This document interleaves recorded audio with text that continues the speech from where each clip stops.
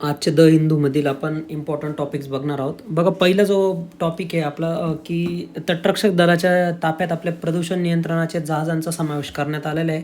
त्याच्याशी related article आहे. आपले जे डिफेन्स मिनिस्टर आहे राजनाथ सिंग यांनी केलेले आहे ते. आणि त्यातच समुद्र प्रताप त्या व्हेसलचं नाव आहे, ते पण लक्षात ठेवायचं आहे. कारण आपल्याला डायरेक्ट विचारू शकतात, जसं की मागे खूप वेळेस प्रश्न विचारले गेले की बॅलेटिक मिसाईल कोणती आहे, बॅलिस्टिक मिसाईल कोणती आहे, क्रूज मिसाईल कोणती आहे. तर आपल्याला याच्यावर पण प्रश्न येऊ शकतो की पोल्युशन कंट्रोल व्हेसल कोणतं आहे, त्याचं नाव काय, किंवा असा पण प्रश्न येऊ शकतो समुद्र प्रताप आता न्यूजमध्ये होतं ते कशाशी रिलेटेड, ही गोष्ट लक्षात ठेवायची. त्याच्यानंतर पुढचं आर्टिकल आपण जर बघायला गेलो, बघा चायनीज बिझनेससाठी आपण ई बिझनेस विजा नावाची स्कीम नवीन आणलेली आहे. आता ही कशासाठी आणलेली, काय त्याचं सर्व आपण इथं एक्सप्लेनेशन दिलेलं आहे. तर लक्षात ठेवायचं की जसं HB1 व्हिजा आपण अमेरिकेबद्दल बघू, जर अमेरिकेमध्ये राहायचं असेल तर तिथं वेगवेगळे व्हिजाचे टाईप असतात. तसं आपण पण आता ज्यांना इंडियामध्ये बिझनेस करायचा आहे त्यांच्यासाठी खास करून चायनीज नॅशनलसाठी आपण ई व्हिजा आणलेला आहे, EB व्हिजा असं लक्षात ठेवू शकतो.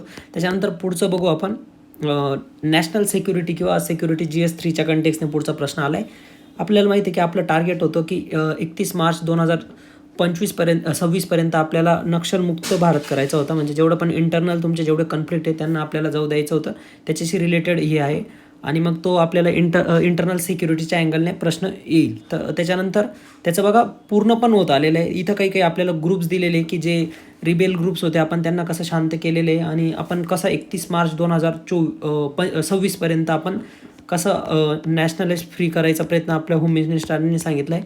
तो एक प्रश्न ठेवायचा आहे लक्षात. त्याच्यानंतर बघा शांती बिल लक्षात ठेवायचं आहे. तर आता शांती बिल काय आहे, India's parliament has clear the substantial harnessing and advancement of nuclear energy in India.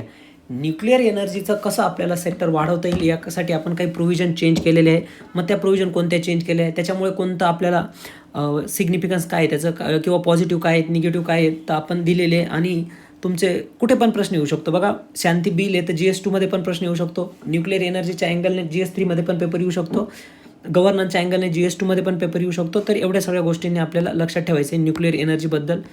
त्याच्यानंतर पुढचं जर बघायला गेलो तर रिमोट सेन्सिंगबद्दल आपल्याला एक प्रश्न दिसतोय गव्हर्नन्स किंवा इन्व्हायरमेंटच्या अँगलने, की रिमोट सेन्सिंगद्वारे आपल्याला जंगलांची किंवा खनिज संपत्त्यांची माहिती कशी भेटू शकते, त्याच्याबद्दलचं आर्टिकल आहे.